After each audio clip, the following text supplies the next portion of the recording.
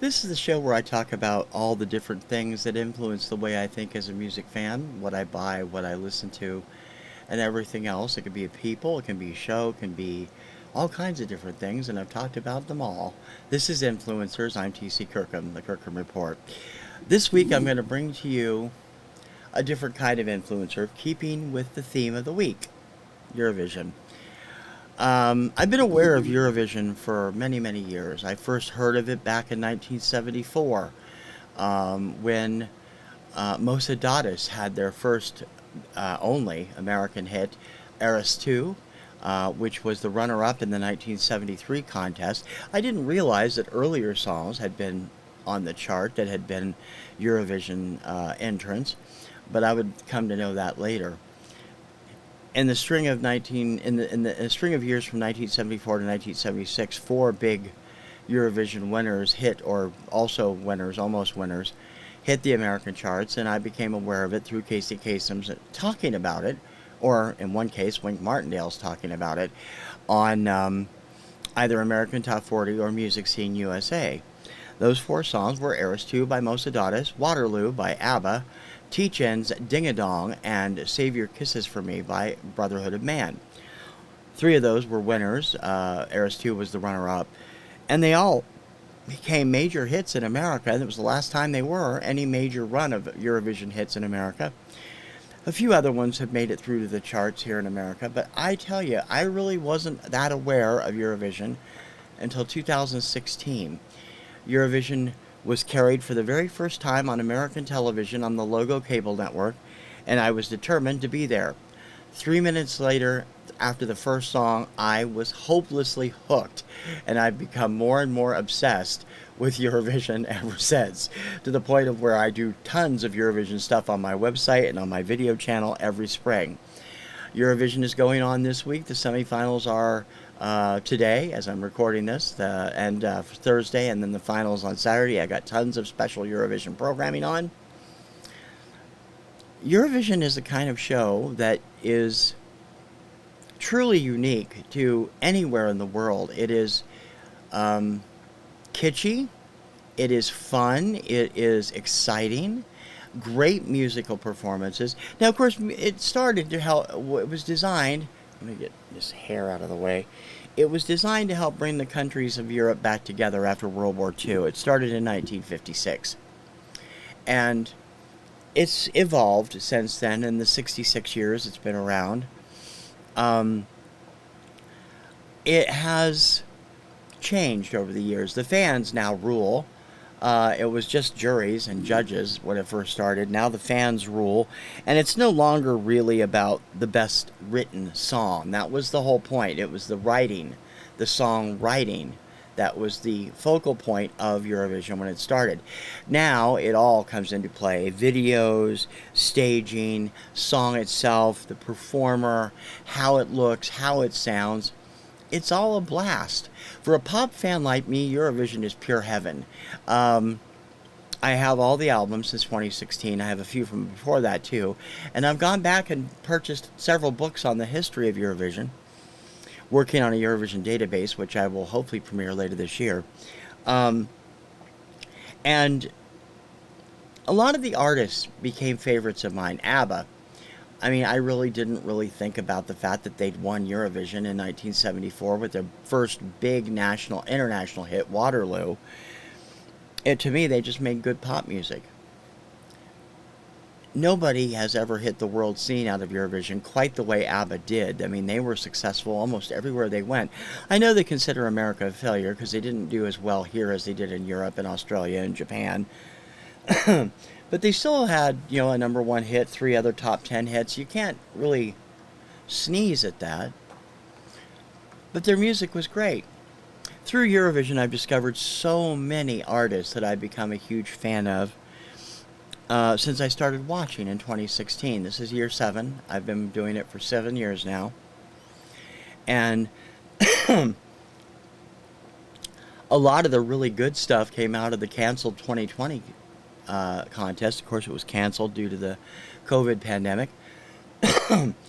But my favorite artist out of Eurovision came from that year. Dadri Freyr and his performance art band Gagamanadid. Think About Things was a viral smash that year. It helped put smiles on a lot of people that were stuck inside. He also did a great song called Where We Want to Be that was also about the quarantine. He is just a very unique individual. He's funny as hell. He is musically a genius, both lyrically and as a performer.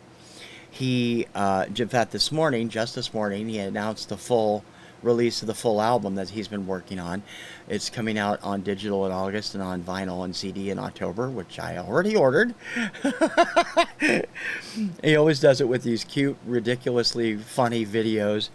He is an amazing performer, and I love him so much. I've gone back and got all of his stuff from when he was younger. He was 19 when he first hit the Iceland music scene in Retrobot, and later on he did another solo project that was kind of a duo project, but he did most of the work, called Mixophrygian, which you can get on Spotify and on Bandcamp.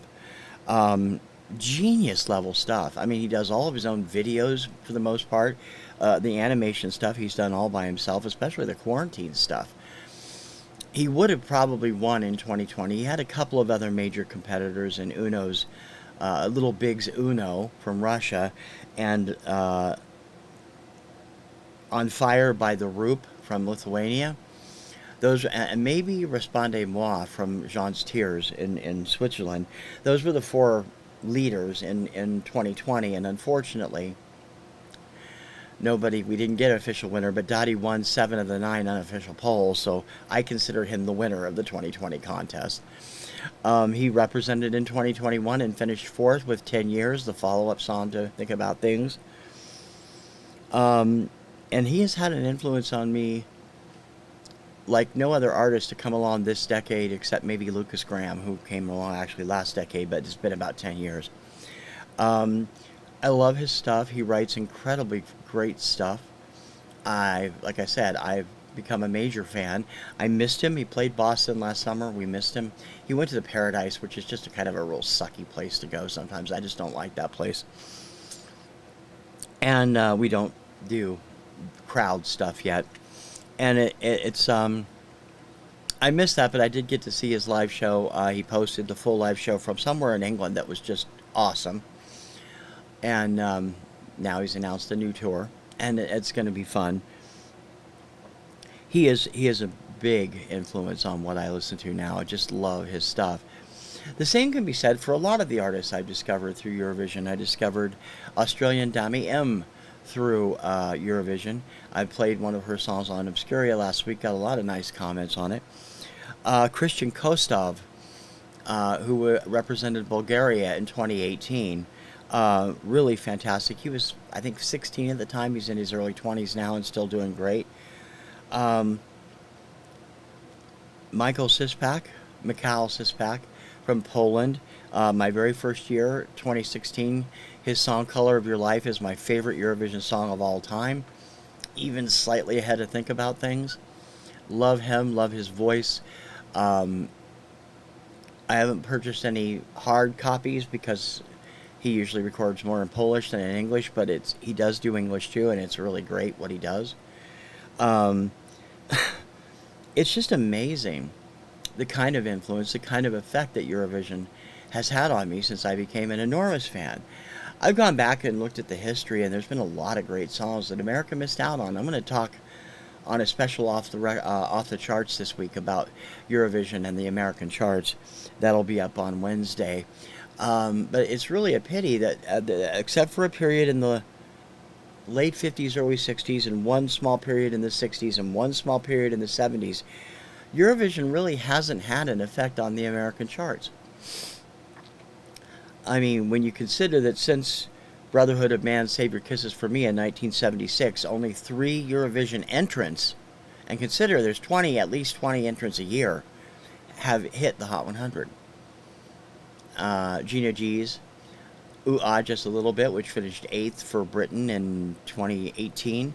The Netherlands' Duncan Laurence with Arcade, which hit number 30 on the American chart in 2021, the first Eurovision song in 26 years to hit the Hot 100. And just last year, Rosalind's Snap, representing Armenia, she peaked at number 67 on the Hot 100, but did spend 4 weeks at number 1 on the AAA chart. Netta's Toy and Serhat's I Didn't Know, which was San Marino's entry in 2016, both spent time on the dance charts. Netta's Toy spent at least a week at number 1 on the dance chart. Couldn't crack the Hot 100, though, which surprised me because I thought it was going to be a monster hit across the board. I like having Eurovision as a very in-depth part of my life. And you can go back to the 60s, late 50s, early 60s.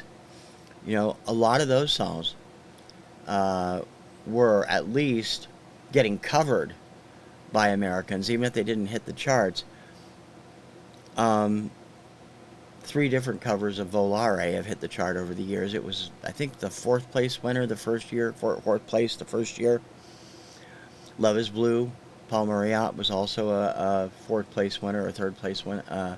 Well, he's saying winner, 4th place in its year. But the original of that never charted because it was in French and it was a vocal, not an instrumental. Most people know it as an instrumental. Eurovision could have a huge effect on America. Now, this year, with Eurovision opening up its voting to the entire world, America has a reason to be interested in. Americans did not embrace the American Song Contest last year. I'm fully convinced that that was the format and NBC's insistence on running it the way they did. If they'd kept it like Eurovision, 3 or 4 shows in 1 week, no commercials, larger juries, I think it would have been a success. I don't know why they just didn't pick it up for just Peacock instead of American NBC, because they could have done it the right way on Peacock, the way Eurovision does it.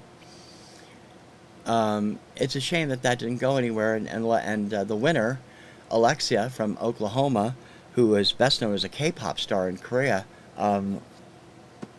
went nowhere. I mean, she got a little bit of airplay. Michael Bolton's Beautiful World, which represented Connecticut, also got some airplay, but that was about it out of all those songs, and they deserve better than that.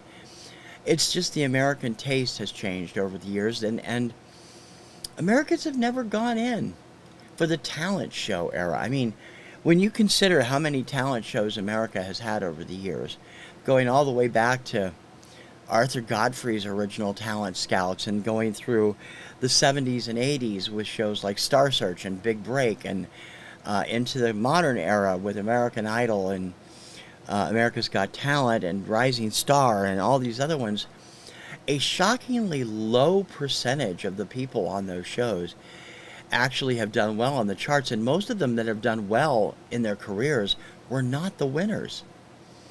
There are exceptions. Kelly Clarkson is an exception. Carrie Underwood is an exception. But really, I think the most successful person to come out of American Idol is Jennifer Hudson. She finished 8th her year on there, and she's an EGOT winner now, you know? I think the Eurovision fandom is the same way. A lot of times these songs will be hits in their native country, quite often #1 hits in their native country. And they will occasionally spread to other countries in the Eurovision bubble, which is most of Europe and part of Asia and Australia, which has carried the show for years and was invited to be a part of it, starting, I believe it was in 2015. Um,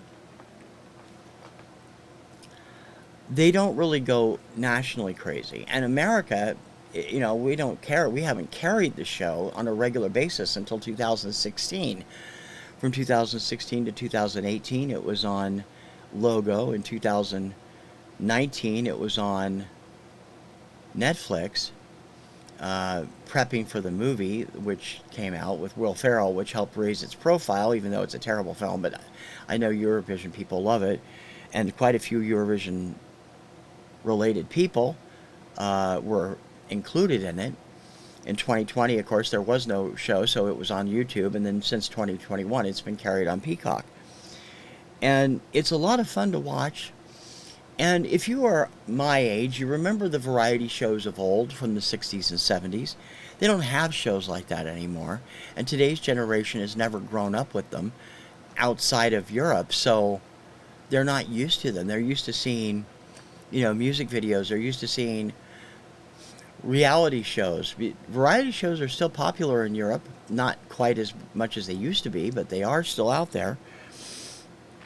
And so Eurovision falls into that category, and I honestly sometimes think American audiences take a look at it and go, what is this? And yet it's so much fun. Last year's show, which was in Turin, Italy, after Måneskin won in 2021, had the most incredible set I'd ever seen for Eurovision. They've had some great sets over the years, but that particular set blew my freaking mind with its waterfall at the front, and I mean, that was a hell of a set they put together in Turin. Liverpool's set this year is a lot smaller, but I haven't seen it in action yet, so we'll have to wait until this afternoon when it's on. Semifinal 1 is on. It's started by the time you see this, to really get a good look at it. But I'm sure it'll be fun.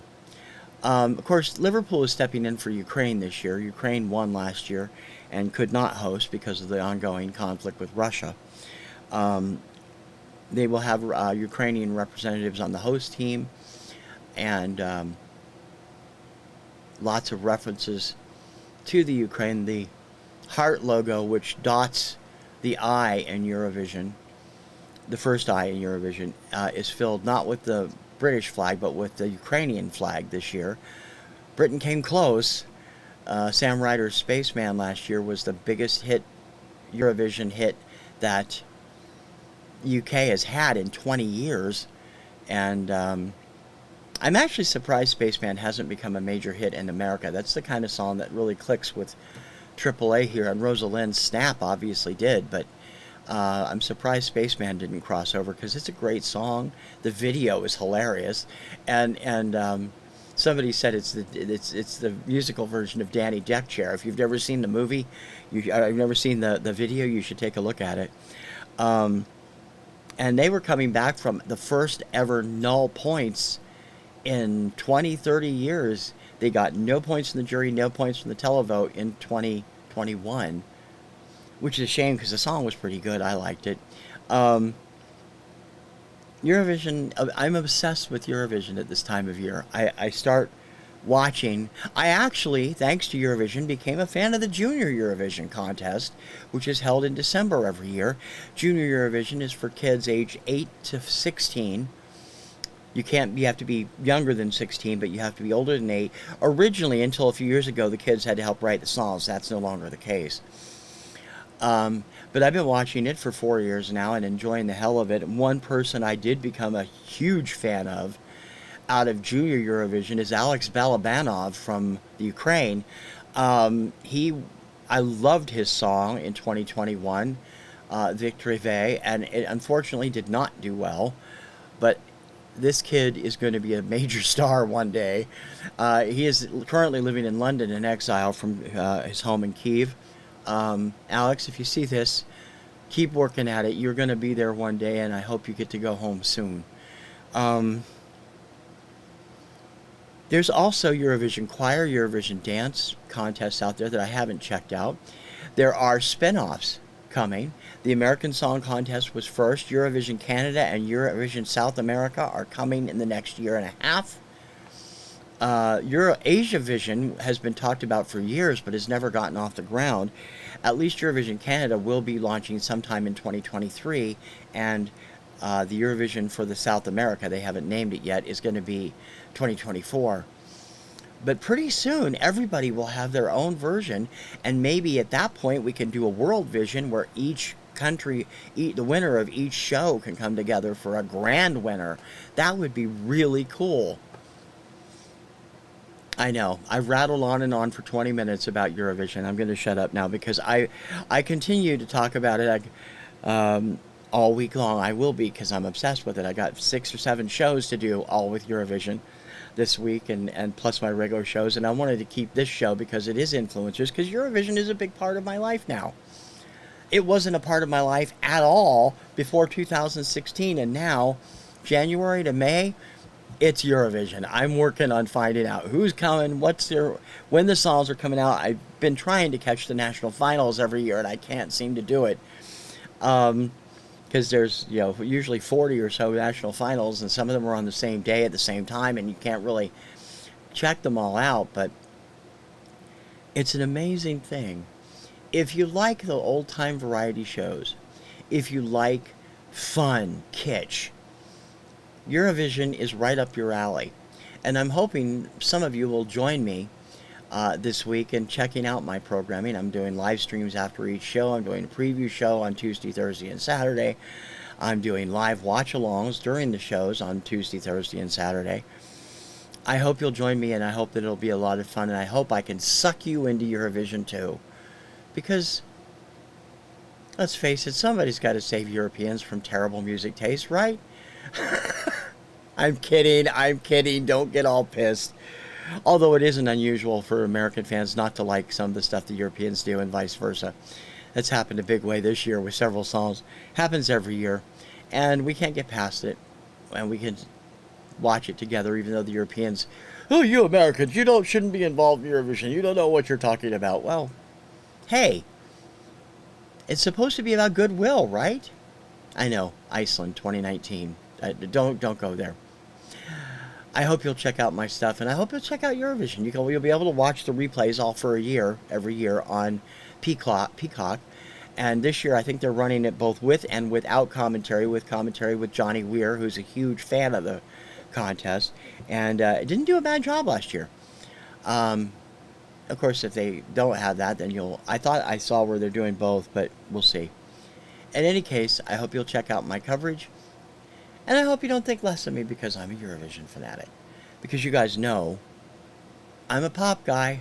One of the few in the vinyl community that's as pop as I am. And Eurovision will always be a very big part of my life, I think, for the rest of time. Until I shuffle off this mortal coil, whenever that moment may be. If you haven't done so already, please subscribe to my show. And if you have, thank you. I hope you'll stick around and enjoy what you find. Also, don't forget to share what TKR Video Central has to offer, and please leave a comment. I always love talking to you, although I did actually turn off the comments on the preview shows. Just thought it would be the wise way to go. I hope you'll enjoy everything I do and all the shows I have to offer every week, and enjoy the Eurovision coverage as well. For influencers, I'm TC Kirkham, the Kirkham Report. I'll see you sometime soon. Ciao, baby.